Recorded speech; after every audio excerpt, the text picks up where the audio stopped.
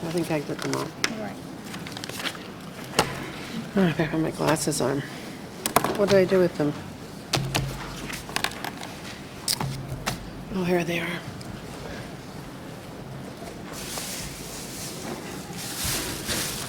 Okay, so we're in business now. Thank you all for staying all morning. I'm sure that for many of you, it was interesting to hear the conversation.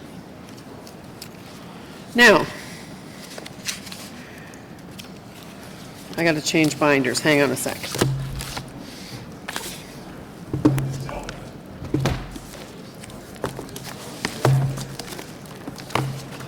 I'll give you these ones. I think that's got motions in it though, too. Okay. Pardon? I can't hear you. Right now, why? Yeah, right now. Okay, this is a public meeting to consider the proposed comprehensive official plan and zoning bylaw amendments listed as items 2, 3, 5, 7, 8, 9, 10, 11, and 12 on today's agenda. For the items just mentioned, only those who make oral submissions today or written submissions before the amendments are adopted may appeal the matter to the local planning appeal tribunal. In addition, the applicant may appeal the matter to the local planning appeal tribunal if council does not adopt an amendment within 150 days of receipt of the application for zoning and 210 days for an official plan amendment. This is also a public meeting to consider an amendment to the Nepean South Urban Center Stormwater Development Charges Bylaw 2019, listed as item 1, which we have a motion that I'll need a mover for because Vice Chair Tierney was going to be moving it. On today's agenda, and a comment sheet is available at the door.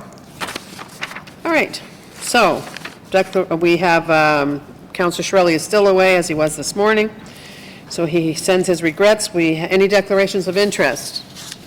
No? Confirmation of minutes from a long time ago. Don't get to say that too often. June 27th, 2019. Carried. Communications, response to inquiries that we received, and it was your inquiry, I believe, Councillor Gower, the Transportation Master Development Charges. So, the first item up, as I said, who's the closest one to me that can, Councillor Gower?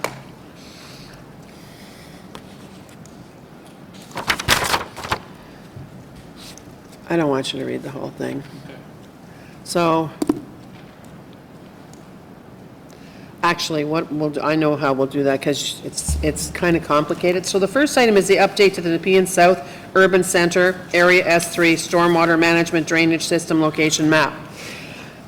We do have an amendment, and Councillor Gower is going to move it, but Mr. Mark, I want you to tell everybody, I know what it is, but tell everybody what it does.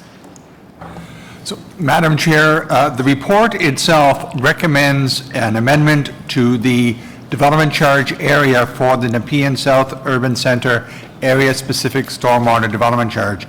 And what it does is it essentially deletes much of the area from being subject to the charge. The bylaw would normally take effect when it's enacted by Council, September the 11th, 2019. However, staff it was originally intended this change be made when the bylaws were enacted. Therefore, it's the first recommendation would ask that the amending bylaw be retroactive to the enactment of all the development charge bylaws, which is May 22nd. Secondly, within the subject area, there are lands owned in, or lands that had homes built in a Tartan subdivision, and the builders were Hollichner, Tartan Homes, and Tartan Crestway Developments, Inc. And they paid the stormwater development charge at the time prior to May 22nd, 2019. The lands that they built on, however, are not going to outlet to a development charge pond. They are going to outlet to a pond that's going to be constructed by Minto. And therefore, it is proposed that the development charge monies be remitted to those firms because they are not getting the benefit of a development charge pond. I can advise committee that I have spoken with representatives of the builders and with Minto, and that they are fine with this motion, that the monies be remitted to Tartan, and then Tartan and the other two firms, and then Tartan and Minto will be reaching an understanding with respect to Tartan's contribution to the Minto Pond, but it does not involve city development charges.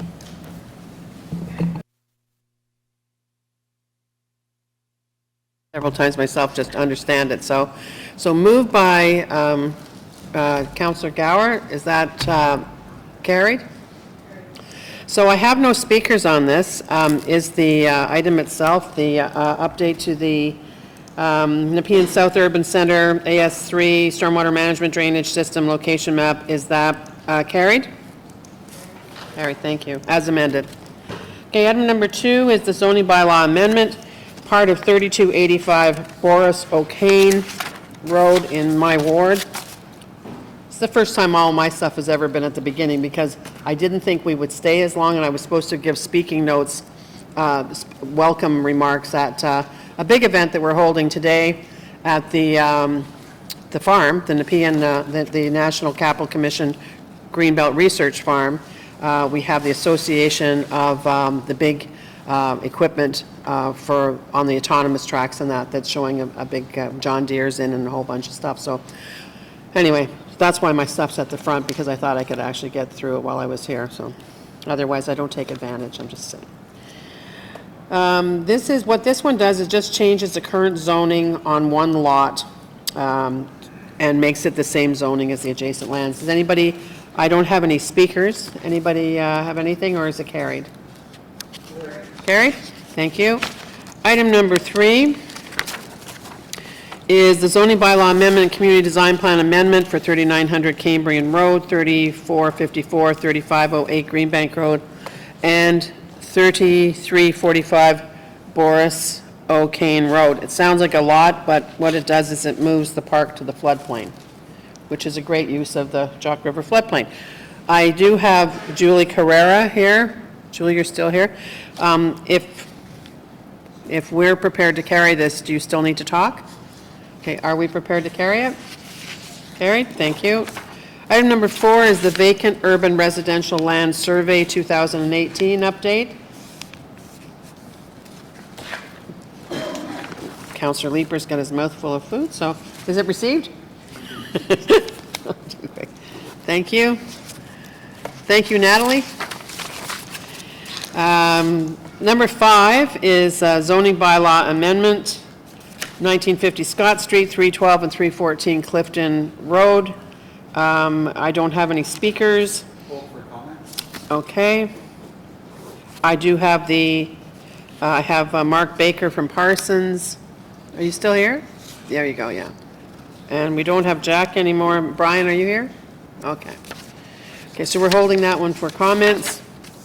Number 6 is the renewed memorandum of agreement between the City of Ottawa and the Rideau Valley, the South Nation River, and the Mississippi Valley Conservation Authorities. We have no speakers. Is that item carried? Carried, thank you. Item number 7 is the zoning bylaw amendment for 800 Eagleston Road.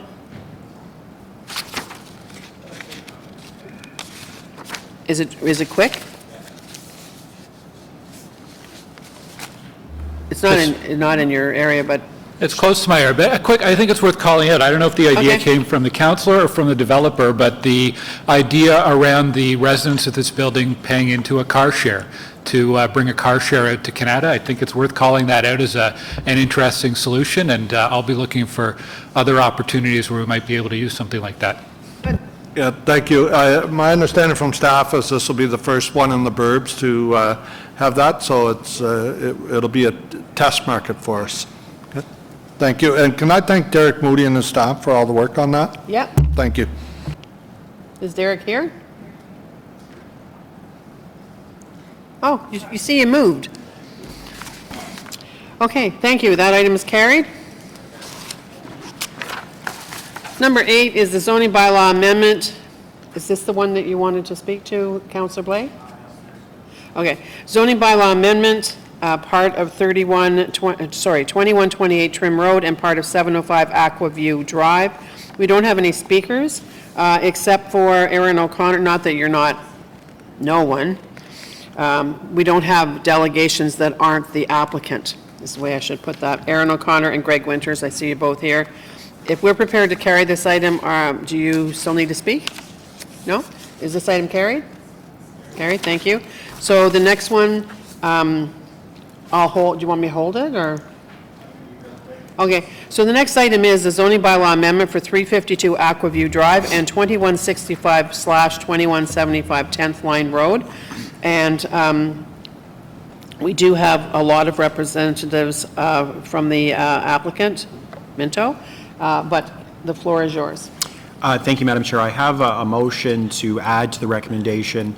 As part of this subdivision, Minto did not have the land available to them to fulfill their 100% of their parkland dedication. So they're actually buying a parcel of land and will transfer it to us after, as part of registration. And so this motion says, whereas the zoning of the Minto Communities Inc. subdivision at 352 Aquaview Drive and 2165-2175 10th Line Road is before Planning Committee meeting of 22 August. And whereas the developer will, in respect to the subdivision, be acquiring land at 480 Aquaview Zone Development Reserve to serve as the required parkland dedication to ultimately be conveyed to the city. And whereas it is desirable to allow for the possibility of a pop-up restaurant establishment on the land, therefore be it resolved that the Planning Committee recommend Council direct staff to implement the appropriate rezoning process that would allow for parkland at 480 Aquaview and to have a pop-up restaurant included in the performance standards. There is a stormwater management pond with a series of pathways, and this is where we planted our Canada 150 forest, or whatever you call that. So it would be a great opportunity potentially to partner with a local entrepreneur, should there be interest in doing that. Sounds great. It's like the East End Patterson Creek. I would also like to brag a little bit. This is the first subdivision that I'm aware of where a condition has been included to build all residential roads to achieve a maximum speed limit of 30 kilometers an hour, and Minto has agreed to that condition. Well, congratulations, Minto. Thank you very much. If we're prepared to carry this item, we have a motion. We have a motion. If we're prepared to carry it, do you still need to speak, Beth and team? Okay. So on Councillor Blais' motion that he introduced, is it carried? Carried. Absolutely. And then on the item as amended, carried? Carried. Thank you. That's really good. Okay, item number 10 is in Canada North. It's at 471 Terry Fox Drive. And I don't have any, it's just bringing the retail store closer to the street. Greg Winters is here from Novatech if we need to. If we don't, if we're prepared to carry it, do you still need to speak? Okay, thank you. Is this item carried? Thank you. Item number 11 is in Councillor Kavanaugh's area. We've received only positive comments from the community on this. Zoning bylaw amendment, 975 Woodruff Avenue and 2194 Benjamin Avenue. We do have, is this speaker in opposition? No, it's the applicant, I guess, and it's in favor if needed. Okay. Councillor Leeper, did you have something on this you wanted to say? Are you sure? I'm not looking for trouble, I'm just asking you. You have that look on your face. Rowland Gordon. Rowland, are you here? Rowland, do you, if we're prepared to carry this item, do you still need to speak? Okay, thank you. So, welcome back. So, on the zoning bylaw amendment for 975 Woodruff Avenue and 2194 Benjamin Avenue, carried? Don't you like it?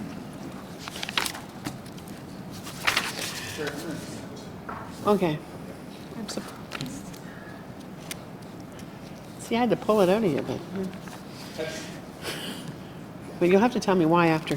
12, zoning bylaw amendment, 564 and part of 628 Industrial Avenue. We don't have any speakers, not even the applicant that I see here, but I did speak to Councillor Cloutier, and he's supportive of it. Does anybody have any questions, or are we prepared to carry it? Carried? Good. Item number 13 is the Treasurer's Report on growth-related revenues. Gary Baker's here for any questions or, let's see.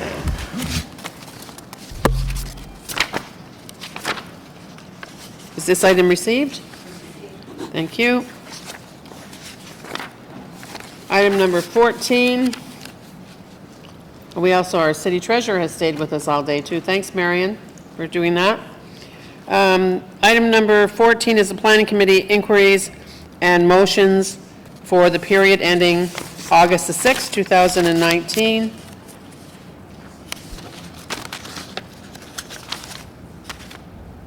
Is that item received?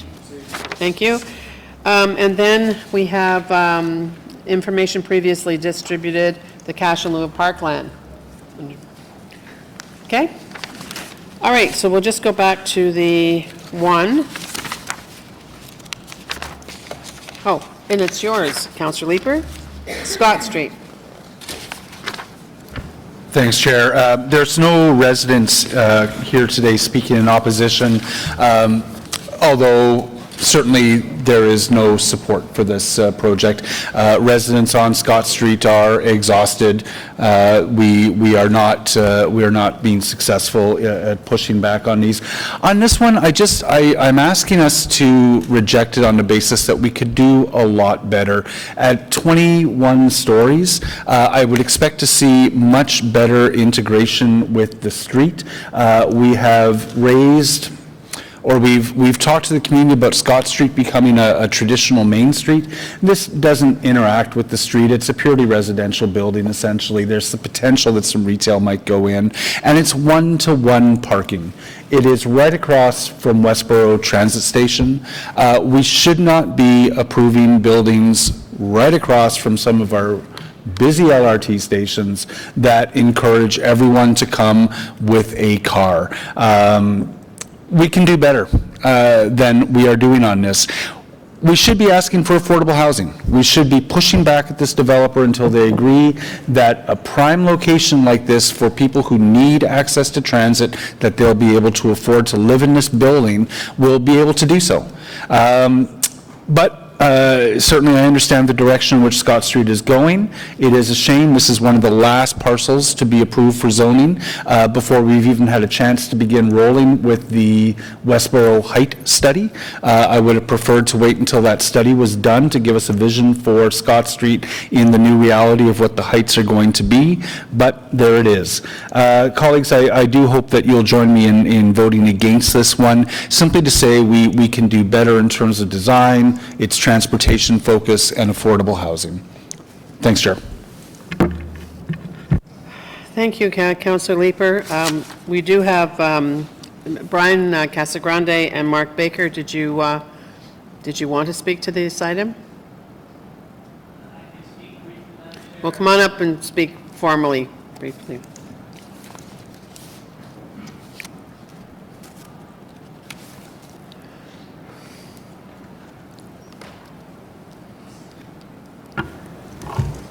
Good afternoon, Madam Chair, members of committee. Brian Casagrande with Foten Consultants. As you know, Mark is here as well if there was transportation questions. We anticipated that there might, but I suspect he doesn't need to speak unless those are questions. I understand the councillor's comments. I guess at the end of the day, I wanted the committee to be aware of a couple of things relative to design, relative to affordable housing interests, and relative to transportation. With respect to design, this application has been to the UDRP on a pre-consultation basis twice already before, and it hasn't even been a site plan submission yet. And they have worked very closely. Neuf is the architect out of Montreal, and they have worked very closely to try and respond to all of the concerns that have been coming back from the UDRP and from staff. And in my mind, they've led to some dramatic improvements to the building. The separation of the tower element from the other tower to the east, and certainly from the residential to the I guess would be the south, is in the neighborhood of 21 meters. And overall, a lot of the design initiatives that have been suggested have been embraced. And I guess I can speak for the client to say they're not done there in their minds. There's a site plan process is going to get into a finer grain of that type of dialogue. They're going to have to return to the EDRP again, and they expect that they're going to work with those entities, as well as the councillors, if he's got suggestions, to try and improve the design further. With respect to affordable housing and parking, well, first I'll start with affordable housing and design. This project is contributing in excess of $1.5 million in Section 37 benefits. And right now, the councillor has preliminarily identified that half of that, roughly $750,000, is going to go towards affordable housing. So at the end of the day, if they put affordable housing in the project, they wouldn't be providing that money. So in my mind, at the end of the day, it is contributing affordable housing. It's just not within the building. And it's at the end of the day that the developer has that at their discretion. Also, the rest of that money is going to various other benefits, but, it could also go towards contributing positively to the urban design. In other words, incentivizing the developer to go beyond in terms of its design. That's identified as a potential element for Section 37 contributions in the official plan. So I guess that's all to say that the councillor and the staff have the mechanism to bring these elements, enhance these elements in the project if they so choose. Finally, with respect to parking, the actual number for the ratio is 0.9, not 1. It's close, I grant you. But at the end of the day, once the unit count is firmed up, if this project, for example, is a rental building, the unit count will usually go up quite dramatically, and the ratio would subsequently go down quite a bit. So this project right now is actually accepting a maximum cap of a ratio in the zoning, and it's also taking on an obligation to provide one bicycle parking space per unit. And I think those are two important things that were not in play in the other Scott Street zonings, most of which I have been involved with. And so I'm happy to see that, because at the end of the day, that's going to assure a parking ratio that is at least, I think, in the realm of reasonableness, not beyond 1 per. So, these projects are struggling a bit to try and identify what type of parking supply they want. I can tell you on behalf of my clients that they're looking to build less parking when they know there's a market share available to them that will actually be uptake and will buy the units or rent the units with less parking. That is an element that's moving, I see, in Ottawa, and I think we can all work together to try and incentivize people to use the public transit system and alternative modes. So that's all I'll say, Madam Chair. I'm available for questions. And that was well said. Thank you very much. Any questions for Mr. Casagrande? Just speaking of the changes that are happening in the city, when Councillor Leeper was away last week or the week before, one of my daughters that works at FCM, she lives in Barrhaven, works at FCM down on Clarence Street, and she really, really wanted to take her bike, right? So she says, is there any place safe where I won't get ticketed, where I can park my car, and it's like in a place, Kitchissippi, and I can ride my bike to FCM. We have to be looking at those opportunities. So just like you're talking about the amount of parking you're going to have at this new place if it gets built. Same thing, Councillor Leeper and I had a conversation about, hey, if we really want, and go back to the official plan that we just talked about, you really want to drink the water on this stuff, we're going to have to do that, because it's not reasonable to think that a mother of 2 little kids who works downtown from Barrhaven has the time to ride a bike, like physically. She lives near the 416 in Fallowfield. There's not even cycling lanes on Fallowfield, right? It's not even logical to think that it's possible for her to do that. So, part of that conversation we're going to have with the official plan. So, thank you. So, is this item carried? Carried. To send? This one I understand. I need to know about the last one. Okay. Thank you. Thank you. Okay, and I've done everything. Because it's a little bit weird today, with our melody, we've got everything passed that we needed to pass. I'm not missing anything. Okay, okay. Any notices of motion? See, there you go again. How about inquiries? Other business? Okay, we're adjourned and we come back, no rest for this wicked again. We're right back to business. September the 12th, Thursday, September 12th. Oh, you're past. We're done. Okay, thank you, everybody. I know, it's shocking. Record time, a lot of items. I'll see you in a couple of weeks, I guess.